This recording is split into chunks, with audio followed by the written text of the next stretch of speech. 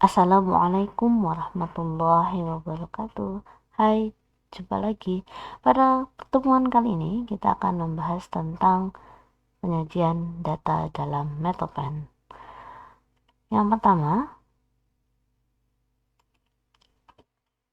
sebelum kita masuk ke lebih dalam tentang penyajian data, kita akan coba bahas dulu tentang komparasi penelitian D3 atau D4 vs S1, S2, dan S3 dengan melihat dari 3 aspek, ya. Pertama, level kontribusi, bentuk kontribusi, dan target publikasi.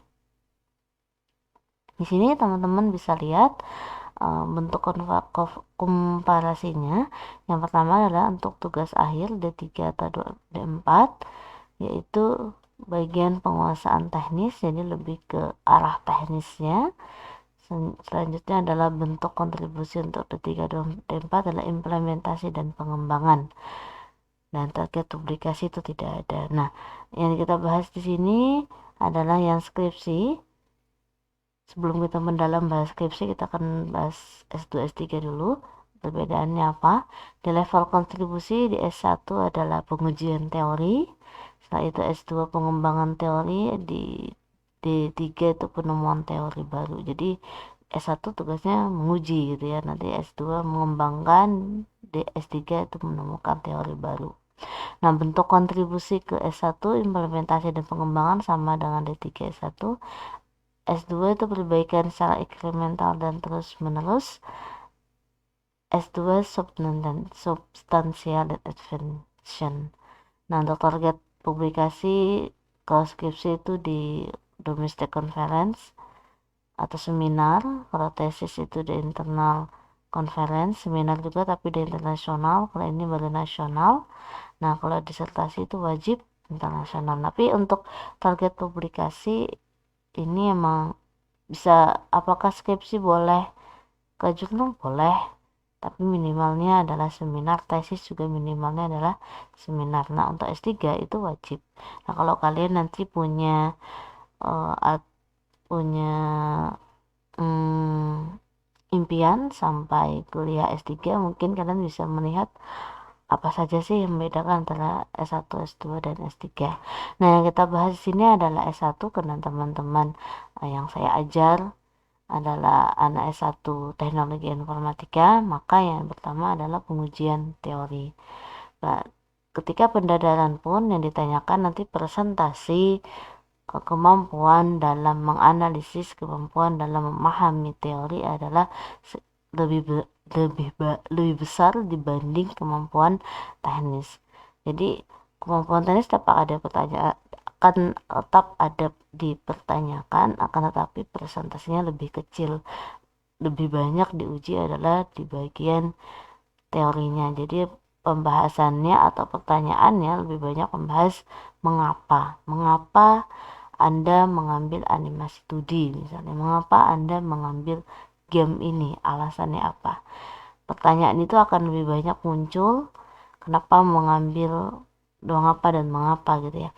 Sedikit sekali nanti pertanyaannya ke arah teknis atau bagaimana, tapi tidak menutup kemungkinan tetap kemampuan teknis juga ditanyakan gitu ya. Tapi untuk versinya anggaplah 60, 40 atau 70, 30. Nah, untuk tugas akhir biasanya kebalikan dari skripsi. Dan untuk bentuk kontribusinya itu sama. Nah, untuk target publikasi seperti publish di jurnal, publish yang pernah saya ajarkan itu mencari referensi di jurnal. Kalau untuk di Amika mungkin belum wajib ya, di Amika wajibnya adalah minimal di naskah publikasi.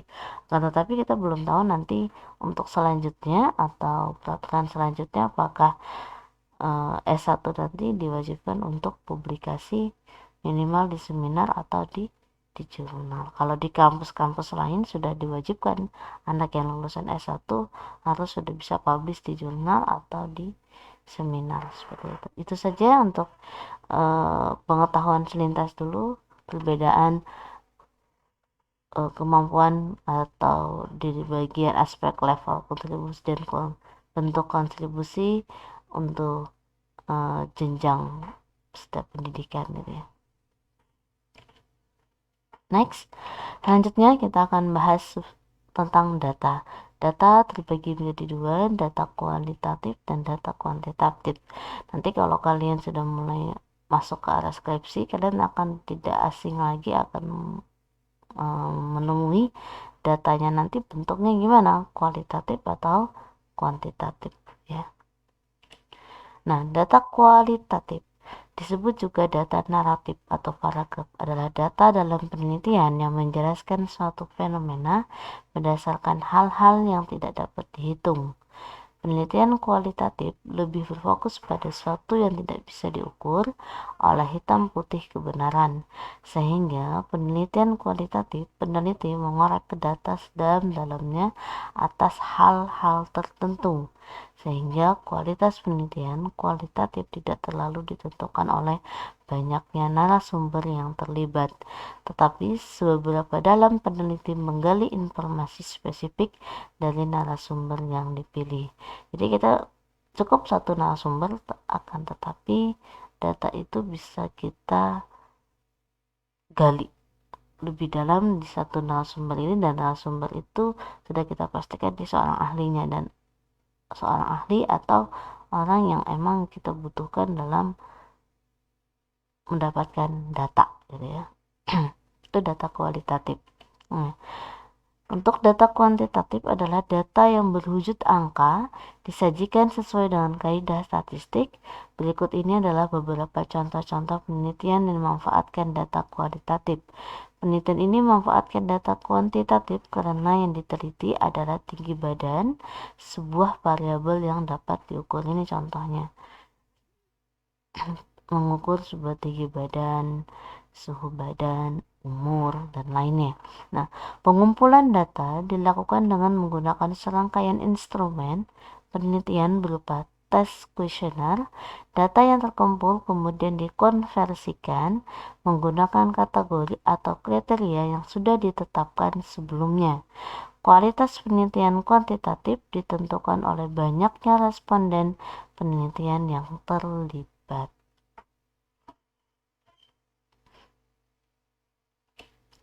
Pengumpulan data itu ada 6 poin.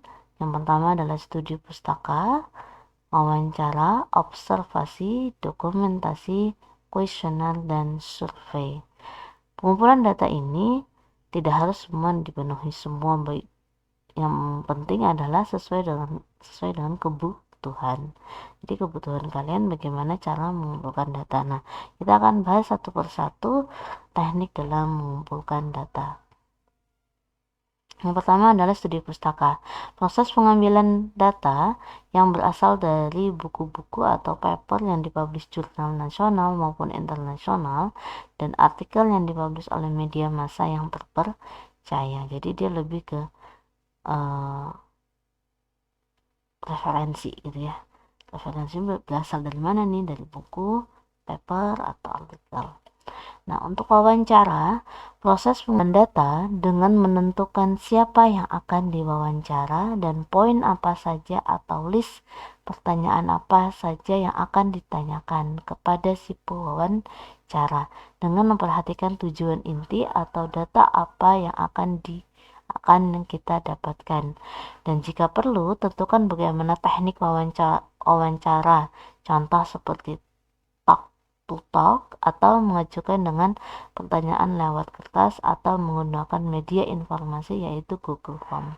Jadi pada saat kita wawancara, yang pertama kita perhatikan adalah siapa yang akan kita wawancara, dan perhatikan dulu kredibel tidak yang kita wawancara tersebut. Setelah kita sudah mengetahui dan menentukan siapa yang akan kita wawancara, selanjutnya adalah list apa saja, poin apa saja yang akan kita tanyakan. Jangan sampai pertanyaannya ngalur ngidul, tidak sesuai dengan penelitian atau kebutuhan data yang ingin kita dapatkan. Selanjutnya, ketika kita sudah membuat list, setelah itu ketika sudah kita membuat list, kita juga mau memperhatikan teknis wawancara tersebut, apakah langsung ketemu talk, atau kalau orangnya sibuk misalnya kita bisa mengajukan pertanyaan lewat kertas atau lewat media informasi. Biasanya wawancara seperti ini atau tanya seperti ini itu data yang akan kita dapatkan itu berupa data kualitatif atau sebuah narasi gitu ya, karena wawancara ini biasanya hanya orang yang kita wawancara hanya satu atau dua orang saja, seperti itu. Nah, observasi. Proses pengumpulan data dengan cara mengamati secara langsung objek penelitian tersebut dengan proses pengamatan sesuai dengan data yang dibutuhkan. Dibuktikan dengan gambar yang diambil atau dan catatan yang penting-penting selama pengamatan. Jadi observasi itu kita datang langsung ke objek, mengamati proses tersebut. Misalnya kita ingin membuat game atau ada yang tertarik tadi membuat sistem penjualan gitu ya, berarti datang ke objek ke sana, bagaimana proses penjualannya, bagaimana transaksinya dari pelanggan datang, dilayani sampai pelanggan selesai proses transaksi dan pulang. Kalian mengamati bagaimana proses penjualan tersebut ya, seperti itu. Itu observasi dan dibuktikan dengan mengambil gambar atau mencatat poin-poin penting dari hasil pengamatan. Nah, selanjutnya adalah dokumentasi. Proses pengambilan data dengan mengumpulkan data berupa dokumen yang berupa file atau catatan atau gambar atau yang lain berupa dokumen digital maupun non-digital. Bedanya sama observasi, kita harus mengamati langsung. Nah, untuk dokumentasi kita bisa meminta langsung nih kepada pihak objek bahwa apakah ada data berupa file atau berupa gambar yang bisa kita capture, yang bisa kita minta bisa dikirimkan melalui digital atau non digital, seperti itu. Kita tidak harus melakukan proses pengamatan, tapi tinggal minta data aja, itu proses dokumentasi. Akan tetapi kalau kita melakukan pengamatan, melihat proses tersebut dengan mata kepala kita sendiri, itu adalah proses observasi gitu ya. Nah, selanjutnya adalah proses pengambilan data, mengajukan pertanyaan ke banyak orang atau minimal dari jumlah populasi sesuai dari target penelitian. Pengajuan bisa dilakukan dengan menyebar secara tradisional atau menggunakan aplikasi Google Form. Maksudnya apa? Ada jumlah minimal populasi. Kalau secara teori itu 30 responden. Tapi ada juga yang menyesuaikan dengan jumlah populasi. Jadi ada kebanyakan orang, ada yang ngambil minimal untuk memenuhi teori statistik. Ada juga yang minimal melihat dari jumlah populasi, yaitu sekitar 1% dari jumlah populasi target dari penelitian kita.